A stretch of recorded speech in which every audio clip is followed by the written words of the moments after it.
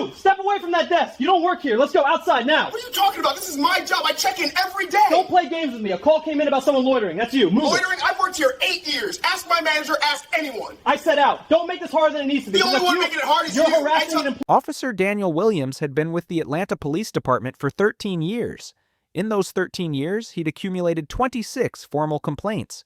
22 of them involved black men he'd accused of trespassing, loitering, or not belonging in commercial buildings and businesses.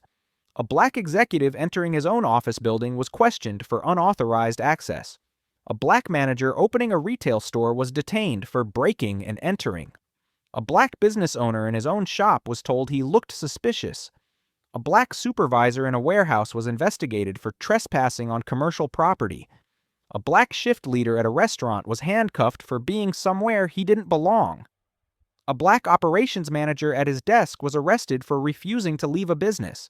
Every complaint ended the same way: employers confirming the person worked there, sometimes with years of employment history, internal review that cleared Williams, bias training he attended but dismissed, written warnings that accumulated but meant nothing, union protection that blocked any meaningful discipline. One Tuesday morning in Atlanta, his 13-year pattern of assuming black men didn't belong in professional workplaces finally confronted someone who dedicated years to rising through retail management, who was respected by his team and corporate leadership, and whose arrest at his own store would spark outrage from employees, customers, and the retail industry. That confrontation would end Williams's career, cost the city $1 million, and expose a department that had ignored 26 complaints over 13 years. Marcus Johnson, a 35-year-old store manager for a major retail chain, was standing in his own office at the Buckhead location, reviewing inventory reports before the store opened, when a police officer entered through the unlocked employee entrance and ordered him to leave. His manager ID badge was on his desk. His nameplate was on the office door. His name was on the employee schedule posted in the break room. No crime, no trespassing, no violation, just a manager preparing for the business day.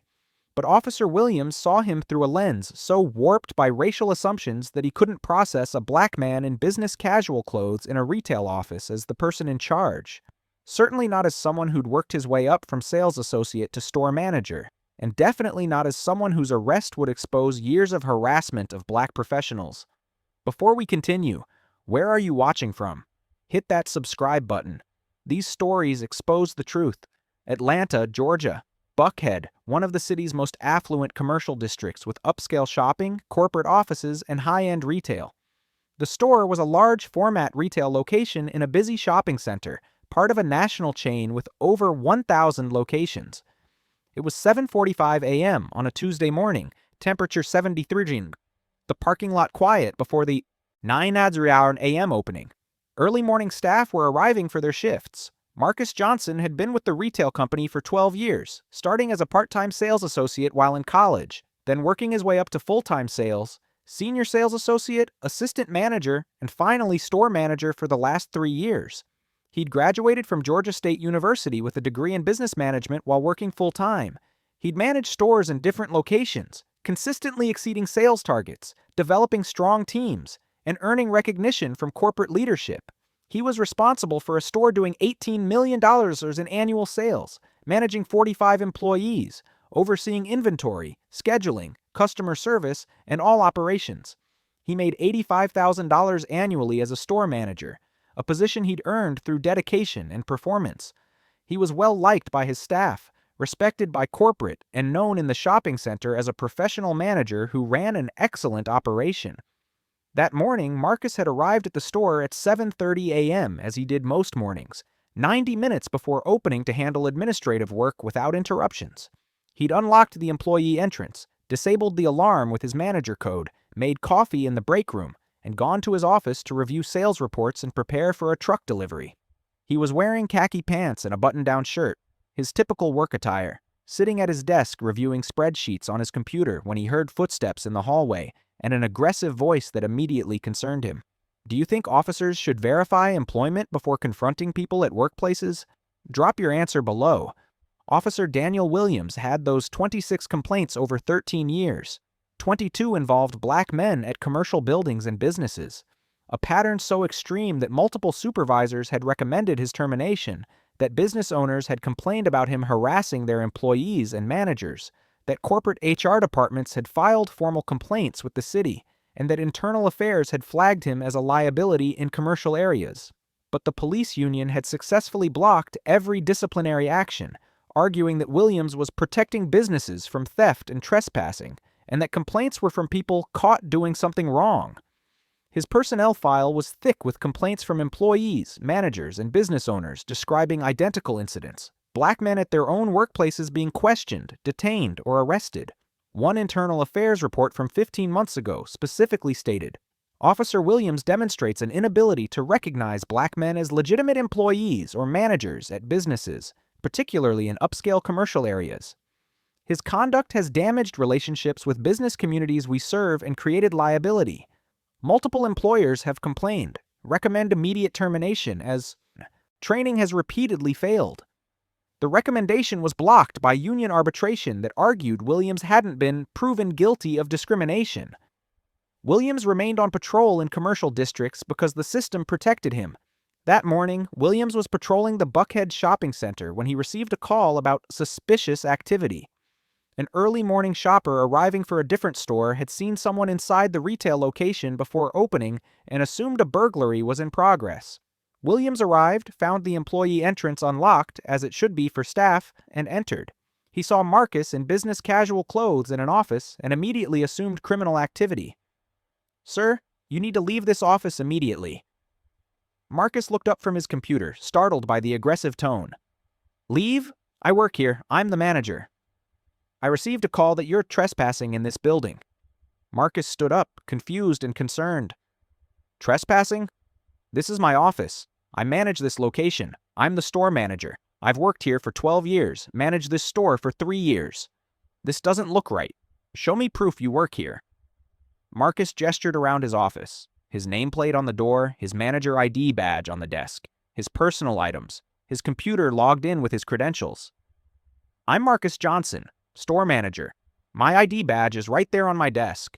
My name is on the door. I opened the store this morning with my manager key and alarm code. This is my office. That badge could be fake. I need official proof you're supposed to be here. Official proof? Officer, this is my office. My corporate contact information is on the wall. You can call my district manager. You can call corporate HR. The store doesn't open until 9 a.m. I come in early every morning to do administrative work. This is what managers do. You need to exit the premises right now. Exit the premises? This is my workplace. I'm the manager. I have 45 employees who work for me. The alarm system logs will show I disarmed it with my manager code. Should store managers be arrested at their own workplaces? Let me know what you think. An assistant manager arriving for the opening shift heard the commotion and came to the office area. Marcus, what's going on? Officer, that's our store manager, Marcus Johnson. He's been our manager for 3 years.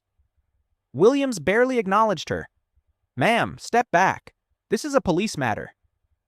The assistant manager, Jennifer Chen, was shocked and alarmed. Police matter? That's our boss? He works here. He's the manager. What are you talking about? Williams turned back to Marcus. Sir, final warning. Leave this building or you're under arrest. Under arrest for what? Being at my job. I'm the store manager. You're trespassing in a commercial building. I manage the commercial building. This is my store. Williams moved toward him. Turn around and put your hands behind your back. This is insane. I'm a store manager. I've worked here for 12 years. My district manager is Kevin Patterson. You can call him right now. You're under arrest for trespassing and obstruction. I haven't obstructed anything. I'm sitting at my desk doing my job. Williams grabbed Marcus's arm and forced it behind his back. Marcus didn't resist but spoke clearly. I am not resisting. I'm complying. I am Marcus Johnson, store manager for this location. I've worked for this company for 12 years. I manage 45 employees. I opened the store this morning with my manager key and alarm code. I'm being arrested at my own workplace. Officer Williams is arresting me for being black at my own job. I have witnesses, including my assistant manager. Jennifer was already on her phone calling the district manager and corporate HR. Her voice panicked. Kevin, the police are arresting Marcus at the store. Yes, our Marcus, the manager, at our store. He was in his office. I don't know. Someone call corporate.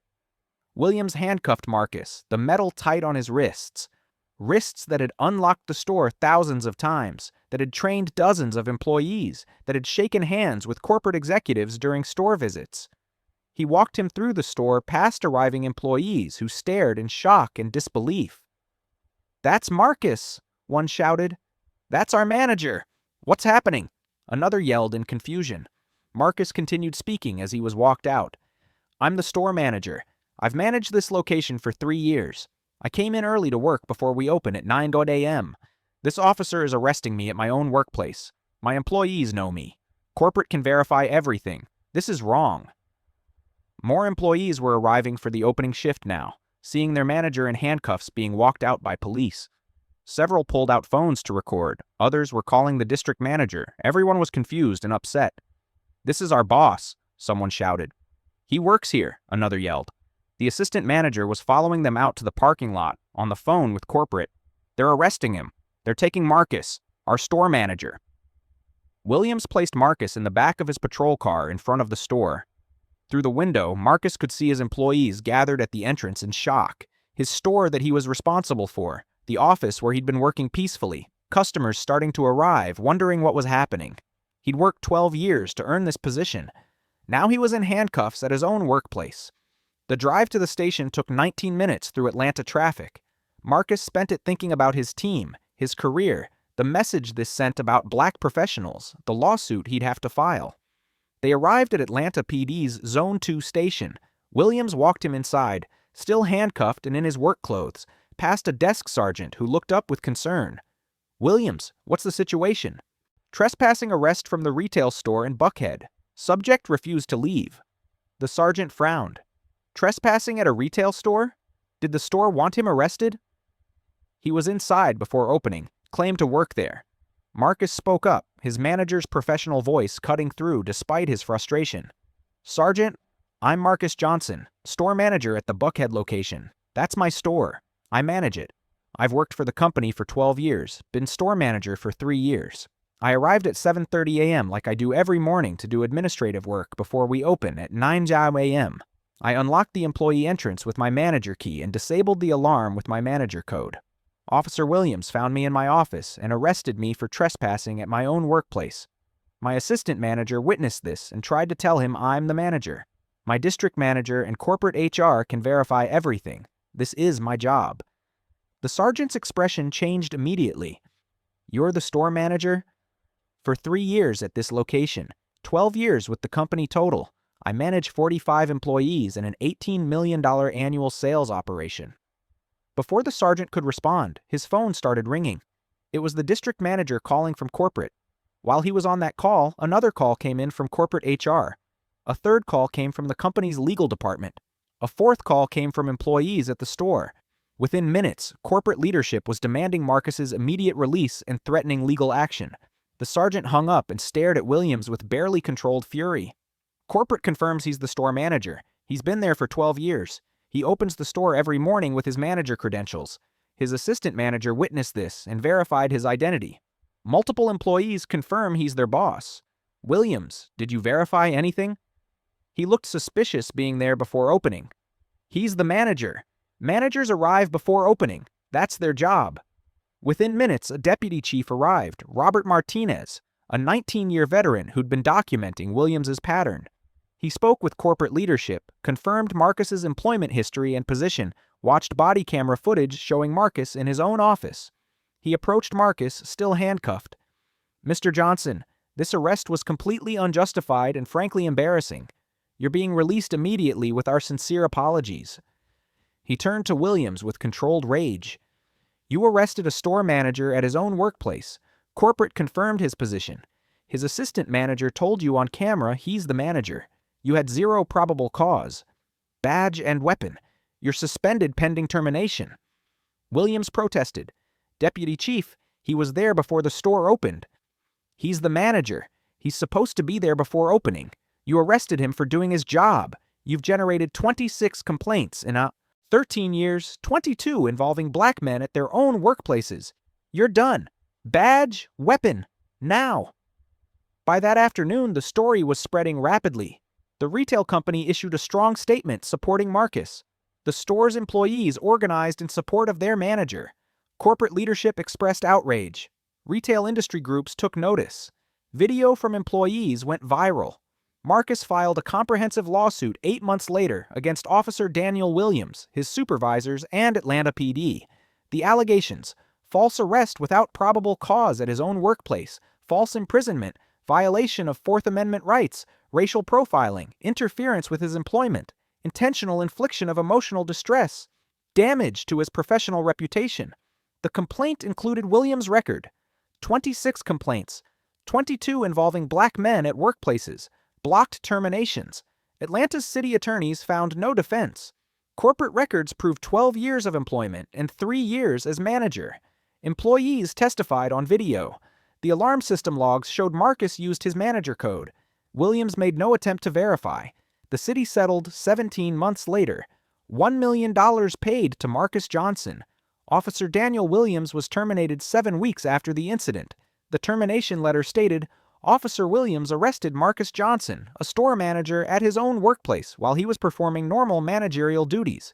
Corporate and employees verified his position. He had no probable cause. His pattern demonstrates racial bias. Employment terminated immediately. Williams's name entered the National Decertification Index. Marcus testified before Atlanta City Council. I'm a store manager. I worked 12 years to earn this position, starting as a part-time sales associate in college. I manage 45 people and an $18 million operation. I was doing my job, arriving early to handle paperwork, when Officer Williams arrested me. My assistant manager tried to tell him I'm the manager. He arrested me anyway because he saw a black man in an office and couldn't accept I belonged there. 26 complaints, 22 involving black professionals at their jobs. The system protected him while he harassed people trying to work. He continued, $1 million doesn't undo my employees seeing their manager arrested. It doesn't erase the humiliation of being handcuffed at my own workplace for the crime of arriving early to work.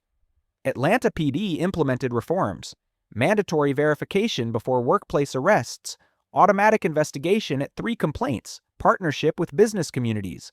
Why do departments wait for 26 complaints instead of 3? Comment your thoughts. This wasn't about one Tuesday morning. This was about tolerating Daniel Williams for 13 years despite 26 complaints targeting black professionals. Williams's career is over. The city paid $1 million, but that came after 13 years of warnings. Marcus continues as a successful retail manager and became an advocate for protecting workers from harassment. His company used the incident to establish policies protecting employees. Comment if employees should have protection from arrest at verified workplaces. And if these stories matter, hit that subscribe button. This isn't about one officer or one manager. It's about systems that ignore patterns and professionals who deserve to work without being treated like criminals.